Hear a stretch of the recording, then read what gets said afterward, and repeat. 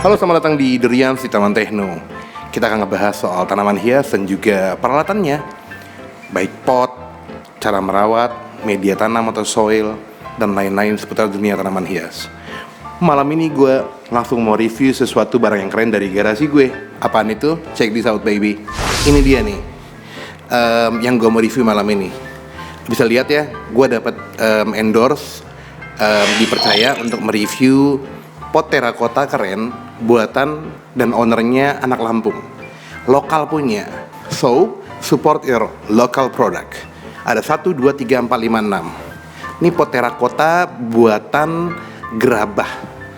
Nah, jadi bahannya bahan gerabah, tanah liat, tapi nama ID-nya pun emang gerabah. Lengkapnya, nah ini dia nih, biar gua nggak salah nyebut nama usahanya. Nah, tadi ownernya kesini ke rumah gue, udah janjian berapa hari lalu. Dia mempercayai gue untuk mereview barangnya beliau ini, pot terakota ini. Teman-teman pasti mikir dong, kan di konten sebelumnya gue juga pernah mereview pot terakota ya. Tapi itu memang pot terakota yang dijual oleh salah satu penjual tanaman hias di Bandar Lampung. Mereka buatnya di Pulau Jawa. Nah ini buatnya memang beberapa di Pleret, sebagian juga dibuat di Lampung. Yang ini buat di Pleret nih, jadi nggak salah-salah. Nanti akan gue review gimana kualitas dan kelebihannya pot terakota ini. Dan gue juga akan memberikan ilmu nih, sharing knowledge. Karena gue juga baru tahu tadi dari ownernya ini, gimana cara membedakan pot terakota yang murni sesuai kebiasaannya dengan pot terakota yang kurang murni atau malah bisa nggak berkualitas. Ternyata ada loh cara menentukannya, cara memilihnya, dan cara mengetahuinya. Jadi kita akan review dan juga akan sedikit berbagi ilmu soal pot terakota. Bukan menggurui ya, aku juga baru dapat ilmu. Semoga bermanfaat.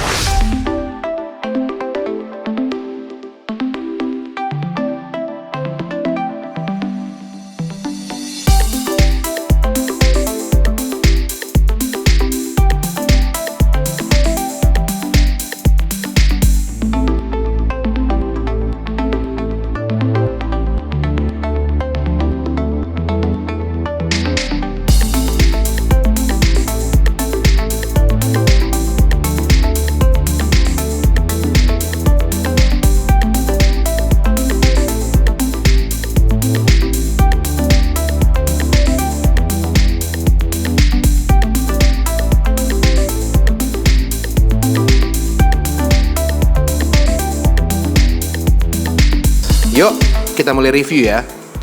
Review ini nanti sekaligus juga membahas ilmu yang gue dapat dari ownernya gerabah ini, atau gerabah pottery ini, adalah apa kelebihannya si pot terakota buatan gerabah pottery atau gerabah, dan juga ilmu untuk mengenal atau mengetahui pot gerabah yang bagus, pot terakota yang bagus. Karena ada yang gak bagus dan ada yang tidak asli sebenarnya secara terminologi terakota pot.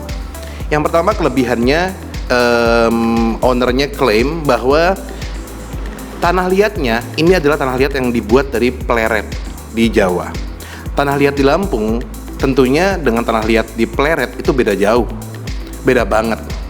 Nah, dan ini dibuat oleh mereka yang memang pekerja di Pleret sudah keturunan. Jadi emang seniman ya, dari kakeknya, ayahnya. Jadi dikerjakannya turun-temurun. Dan di Pleret uniknya nih, yang mengerjakan ini justru ibu-ibunya. Kalau bapaknya pada kerja, ibu-ibunya di Pleret yang perempuan, mereka melakukan kesenian seperti ini, yaitu membuat gerabah pot terakota dengan tangan.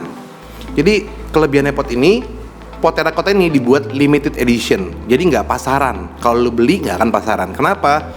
Satu pieces model seperti ini itu dibuat hanya 25 buah, bayangin. Dan kalaupun habis, dibuat lagi tidak secara langsung, mungkin di kemudian hari, dan dibuat lagi pun mungkin cuma 50 pieces. Bayangin, kalau total setahun cuma dibuat 100 pieces deh misalnya, limited edition dong, nggak semua orang punya. Contoh nih yang limited edition ya, jujur gue pertama kali ngeliat, baik itu di online maupun ini dibawain, yang model begini sama yang model begini. Yang ini mungkin kadang-kadang teman-teman suka ngelihat sering ya. Ini juga agak sering. Yang ini agak sering juga. Ini sama ini sih gue sumpah pertama kali ngeliat. Pot ini dibuat dengan kualitas terbaik. Baik tanahnya dari pleret, tanah liatnya. Kedua, satu pot ini, khususnya yang ini ya, sama ini deh khususnya, bisa dibuat berhari-hari. Ini bisa waktu 4 hari, kata ownernya.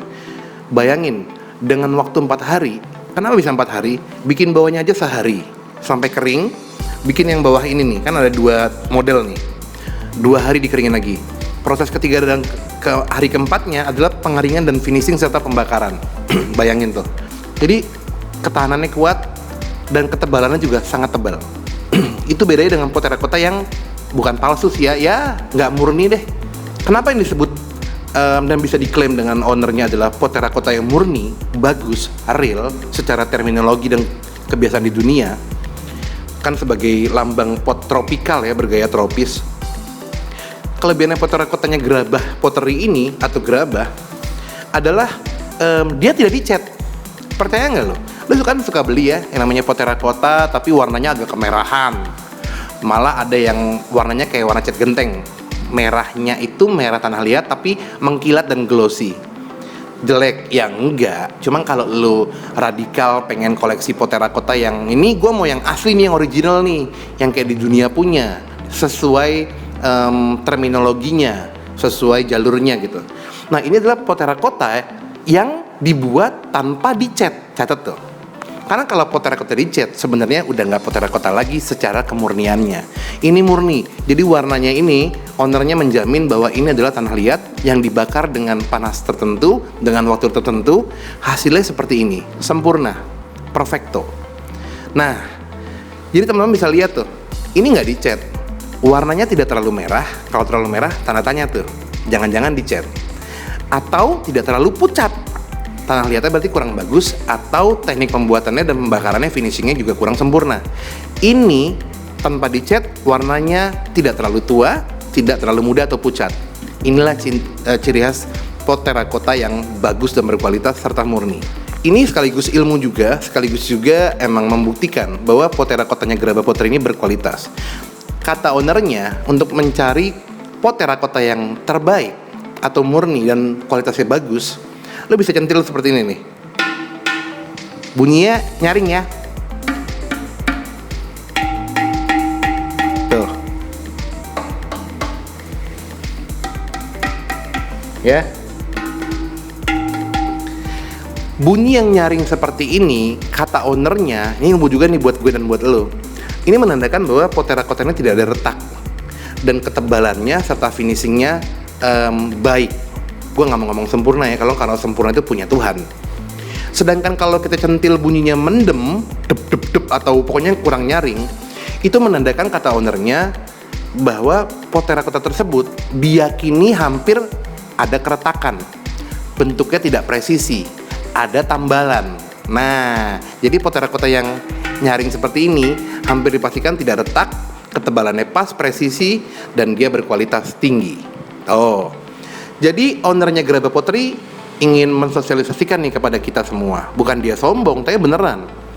Dia jujur bilang, Yan, potnya terakota kita itu dijual memang agak mahal. Tanda kutip, mahal bukan mahal sekali ya, agak mahal. Mungkin di atas rata-rata pot-pot yang terakota yang kita suka lihat di pasaran.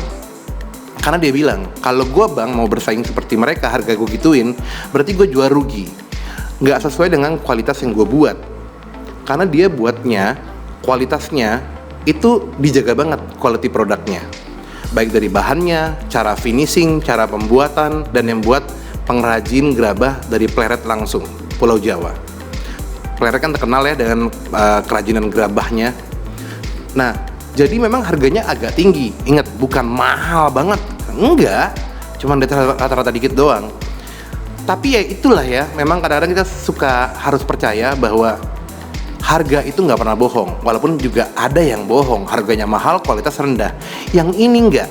Dia bisa bilang, bang, ini kualitasnya tinggi, harganya memang di atas rata-rata. Dan teman-teman harus tahu nih, ternyata pot gerabah itu wajar ya mahal. Dulu gue mikirnya gini, kalau pot gerabah gini, terakota gini lah, cuma tanah liat doang, dibakar-bakar jadi beres dicat. Ternyata enggak. Ternyata pot terakota yang bagus dan murni itu adalah tidak dicat. Jadi sistem ketebalan tanah liatnya, kualitas tanah liatnya maupun proses pembakarannya itu yang harus dijaga banget biar warnanya dapet, kuatnya atau kekeringannya, ketahanannya dapet, dan juga kualitasnya juga dapet. Nah ternyata kata dia wajar mahal bang. Kenapa? Tanah liatnya aja mahal kalau di Jawa. Belinya nggak per truk, per karung. Tanah liatnya loh. Jadi bahannya aja udah mahal. Yang kedua yang buat pengrajin, turun temurun. Bisa dibilang seniman ya. Lu belajar setahun aja, setahun lu belajar, belum tentu kita bisa.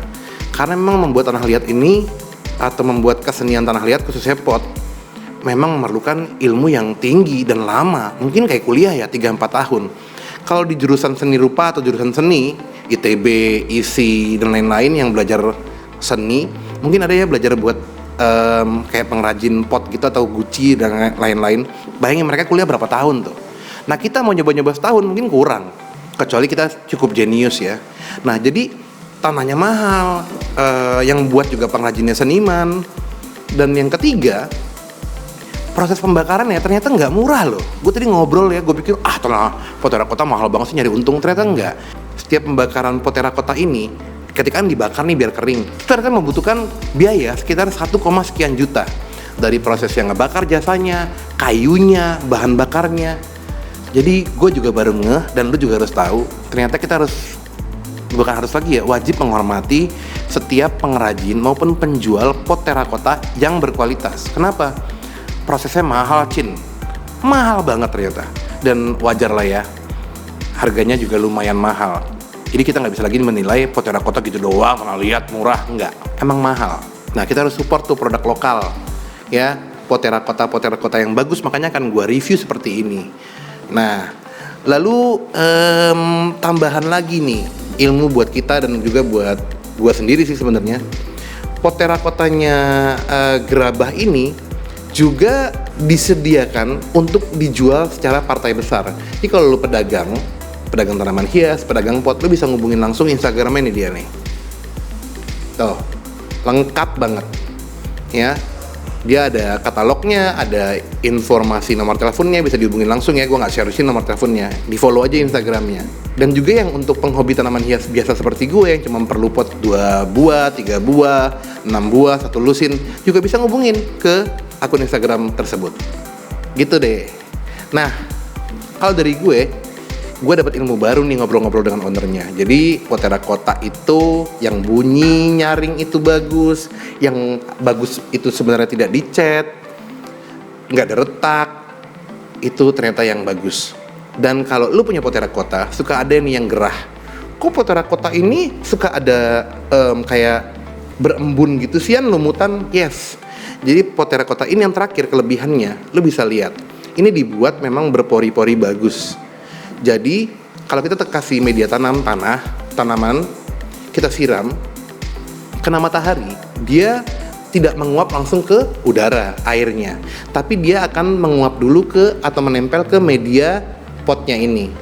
Jadi dia bisa menjaga humidity atau kelembapan media tanam kita yang tentunya berfungsi untuk menyehatkan si tanaman hias.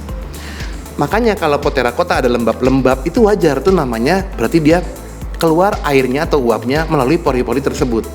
Itu menandakan pot terakota ini menyerap air. Seru kan? Jadi dia nggak nahan air. Lu jangan takut air menjadi terlalu lembab atau kebasahan media tanamnya. Nah itu juga yang membedakan pot terakota yang buruk. Kalau yang buruk dia nggak nyerap air, airnya ngendep di dalam, akhirnya bukan lagi lembab tapi becek, basah. Ingat semua tanaman, nggak semua ya, cuman rata-rata tanaman mayoritas, kalau media tanamnya terlalu basah, nggak bisa keluar airnya atau uapnya, maka akar tanaman menjadi busuk. Gitu deh. Asik. Ada yang kurang, ada yang mau nambahin, termasuk ownernya juga nih Gerabah Pottery. Mas kalau ada yang kurang dari penjelasan saya, ayo dong mohon tulis di kolom komen bawah. Tambahkan yang kurang atau yang salah, benerin. Kalau ada yang kurang tambahin. Teman-teman juga kalau ada pengetahuan soal pot terakota, ada kritik dan saran soal pot ini, produk yang gue review ini, tulis di kolom komen bawah ya. Kita komunikasi lah, ngobrol. Gue terbuka untuk saran, pendapat, dan juga kritik tajam. Kritik halus mah nggak penting, kritik tajam gue dengan senang hati. Karena gue bikin konten ini nggak mau jadi so pinter, tapi gue mau sama-sama belajar. Ada yang salah? Silakan. Yes, gitu deh.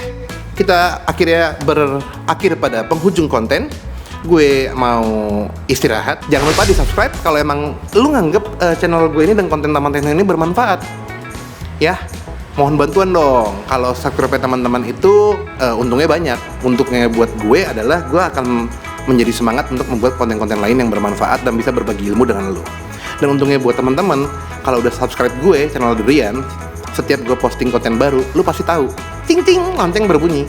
Ya, di subscribe, like dan share kalau emang bermanfaat ke teman-teman yang lainnya.